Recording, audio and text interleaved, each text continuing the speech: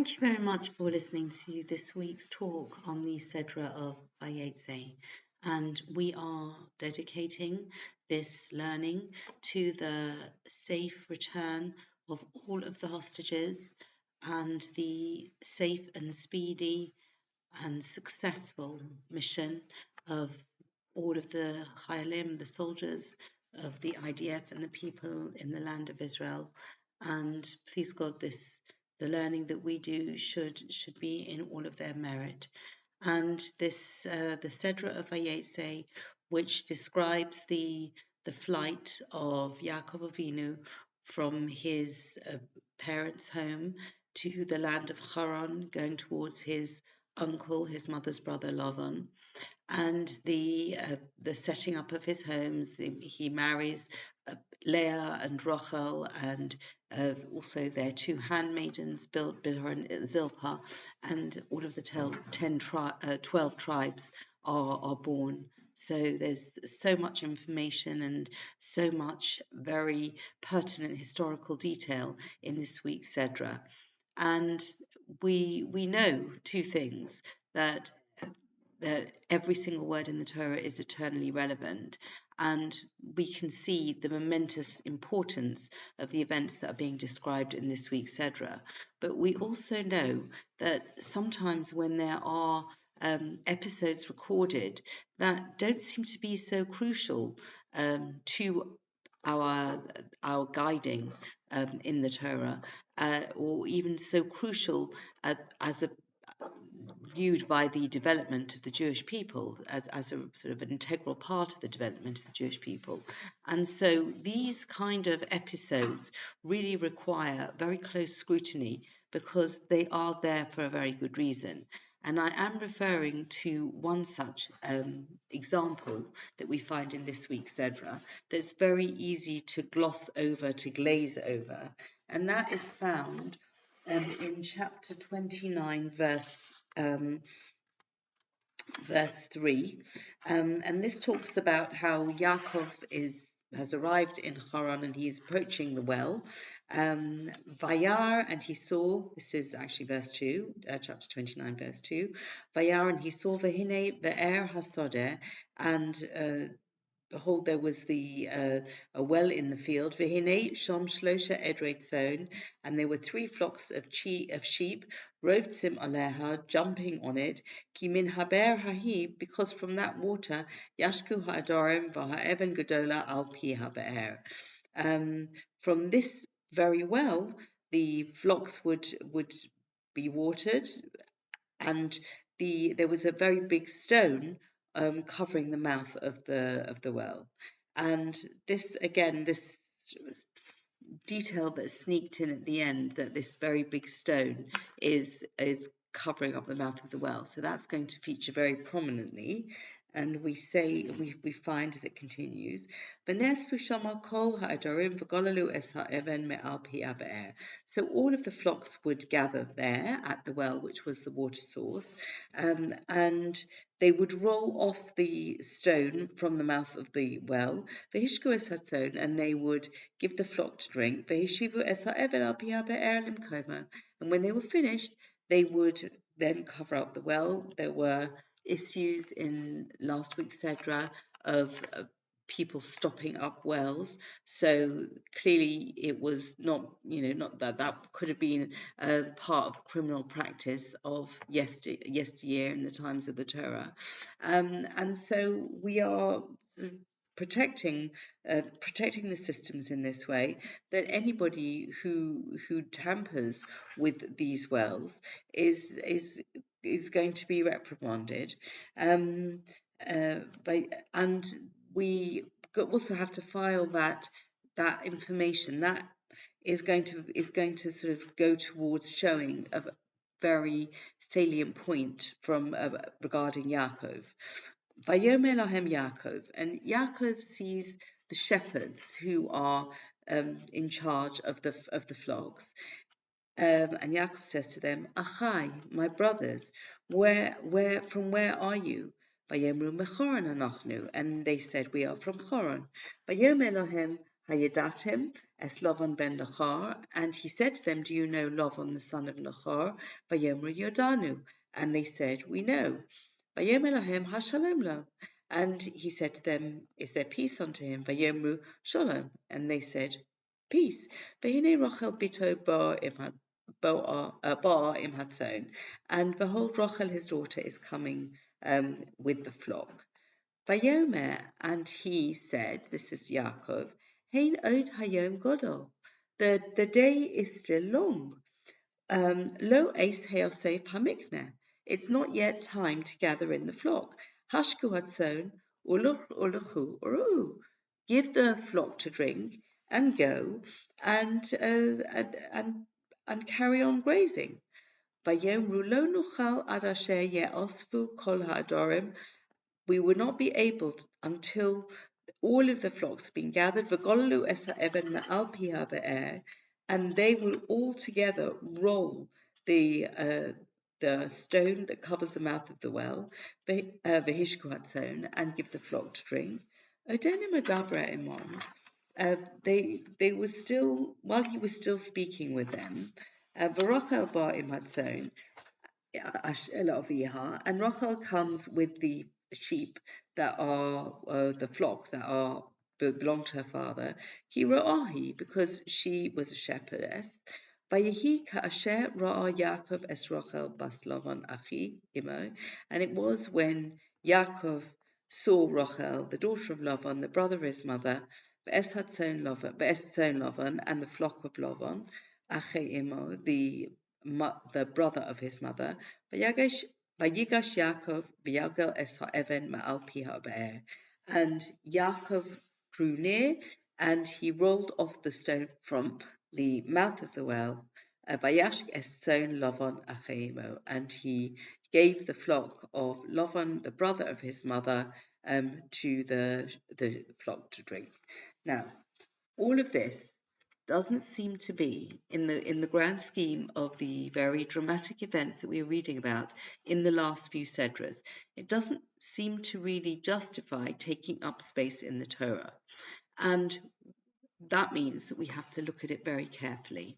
And I think that the key word in this section that I've just read out, we could actually also define it as really an exercise in how to bring out the best in all our human relations, in our dealings between ourselves and our families, ourselves and our communities, ourselves and the wider world. That key word is achai, which means my brother. And this is what Yaakov says, chapter 29, verse 4. Vayom Elohem Yaakov achai, and he says to them, and Yaakov says to them, my brothers, me'ayin atem, from where are you? Okay, and so with that address, with that referring to him, to them as his brothers, and don't forget, Yaakov is a stranger. He has just come from a different country, and he sees these people who, according to one opinion, had been shepherds for many years, and they're sitting there. And Yaakov approaches them, and he says after he's made inquiries about as to do they know Lavan, his uncle, etc. And then he comes up with the statement that Hein od hayom godol lo eis heasef hamikne. The day is still long. It's not yet time to bring the livestock in. Hashku hatzon, give the flock to drink, uluchu uru, and go and pasture. So if we could just actually imagine, first of all, the response of people who have been doing a job for many years, and then somebody new in town comes up to them and gives them what they could possibly easily interpret as unwarranted, unasked for advice. And if they are experts in their field, and they have no doubt as to whether they have no knowledge as to whether he is an expert, whether he is in any position to inform them. So they could actually be very rude to him, and or they could just ignore him totally, like, what's this person giving me advice for and telling me how to do my job?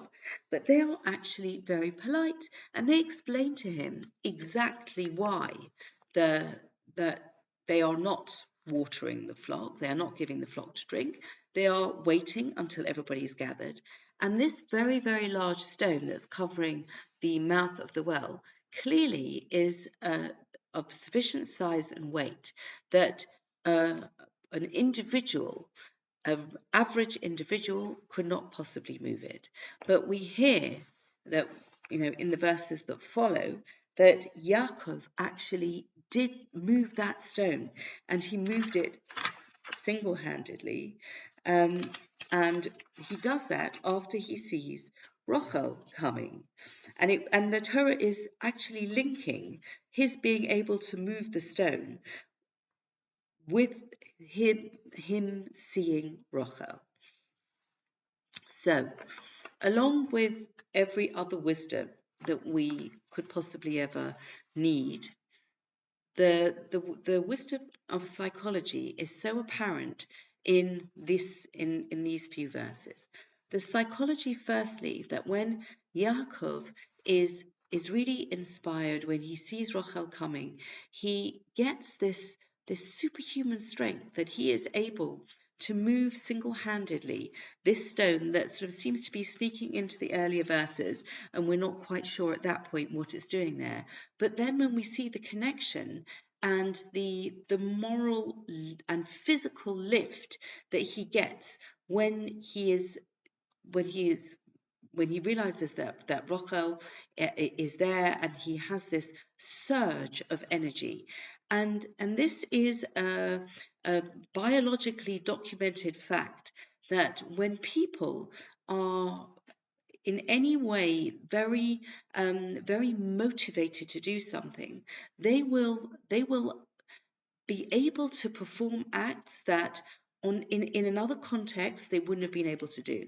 And many years ago I read a book called Body Power by a Dr. Vernon Smith, I believe, and he was literally going through many examples of how people, a mother saw her child trapped under a car, and she managed to just lift up that car so that her child could be freed from being trapped under the car. Somebody was in the wild and they saw an animal coming, and they jumped to a height that they couldn't jump under any other circumstances. And this is documented by a medical practitioner. And I think that we see in the Torah that this reality, that when somebody is very, very moved, they can act beyond their normal physical limitations. This is not something that you can just conjure up. There has to be this real moment of some kind of truth that just enables you to achieve physical feats that you would not have been able to otherwise. And I think that's a very interesting psychological truth that we learn here. The key word, however, of my brothers, and how Yaakov is able to make a suggestion that could be really taken very badly, and instead is met with a very civil answer, an explanation. And again, that is something that we can learn from in our interactions with everybody around us. When you are calling people achai, my brothers, when you are not just using the word, but you are really taking that extra level of empathy and care and identification. You're not just coming in and saying, do this, do that, but you are emulating this example of Yaakov that seems to be, quite tangential to the main story, and not so riveting, not so vitally important for us to know about. But we are able to see and learn from Yaakov in this way that if we want to get the best out of people, if we want them to be receptive to our ideas, we have to feel that they are our brothers, our nearest and dearest, and that's where we're coming from with our suggestions.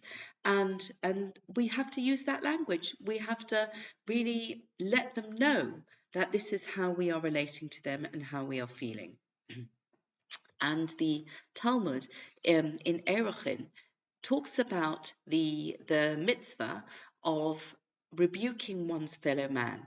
And this mitzvah appears in the Sedra of Kedoshim, in the book of Vayikra, and it is there's various debates in the Talmud about how it's under what circumstances this mitzvah should be performed. And on the one hand, because the language says Hocheach tocheach, it's a double language. You shall surely rebuke your neighbor. So some rabbis interpret that we have to do this very forcefully, and it's a very, very important mitzvah. And other rabbis in the debate in the Talmud say they qualify. They say in certain circumstances, you don't have to actually perform this mitzvah. And according to one opinion, if a person gives verbal abuse back. According to another opinion, if somebody actually starts hitting you, you are then absolved of the mitzvah of having to rebuke. If your rebuke is not falling on fertile ground and listening ears, and people are having these fairly violent reactions to you, then you do not have to persist in this mitzvah.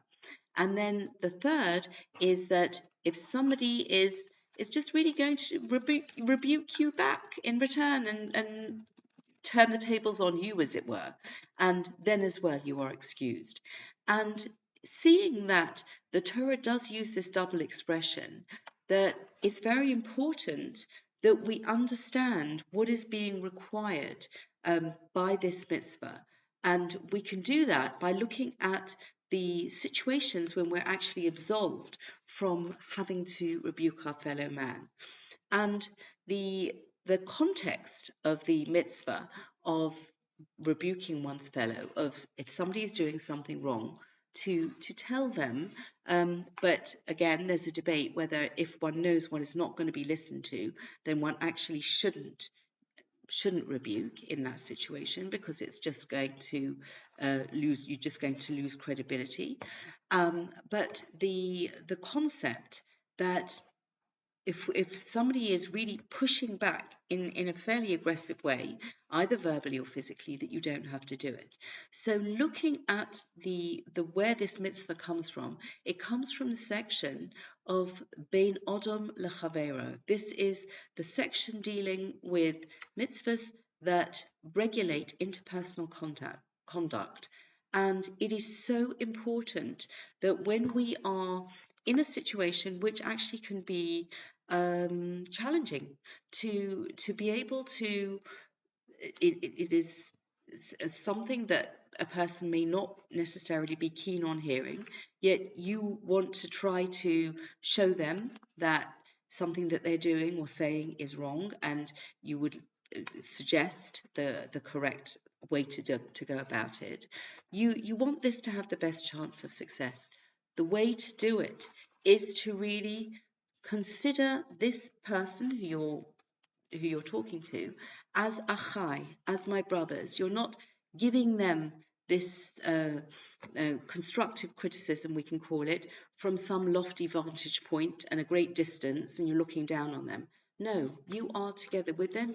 You've just picked up that something is amiss, that something could be improved, but it's coming from a position of closeness. It's coming from a position of genuine love. And it is this genuine love and this feeling of connection that is going to mean that the person is more likely to understand where it's coming from and be more responsive to it. And so this requirement, this mitzvah, is going to have the best chance of success. And we learn it from this section. There's few psukim that I read out when we see how Yaakov Avinu talks to the shepherds, gives them this really this basic advice almost, that the day is there's still a lot of light left, and you really shouldn't be packing up yet, and it could come over as something that was not his place to say, something quite bossy, and they could have responded very differently. And I think that we can really take this lesson, and as we try so hard on our levels to accrue as many mitzvahs and change and help the outcome of the situation that as a people we find ourselves in now, and really be a source of moral and physical and real support to the soldiers on the front line who are endangering their lives, and some of them tragically losing their lives, very, very seriously wounded. And as we are davening for them and trying to really make the world a better place, and entreat Hashem to send us the many miracles, the infinite miracles that we need to, please God, realize the objectives of this mission. That really, if we take this advice on board, then we have the best chance of success in all of those things that we're trying to achieve. And wishing everybody a Shabbat Shalom, and please God that we should merit to see the miracles of the hostages, that they are returned, and the safety and the safety and the security of all those people on the actual battlefield, and everybody who is working so hard as part of the collective effort of Am Yisrael. Thank you so much, and Shabbat Shalom.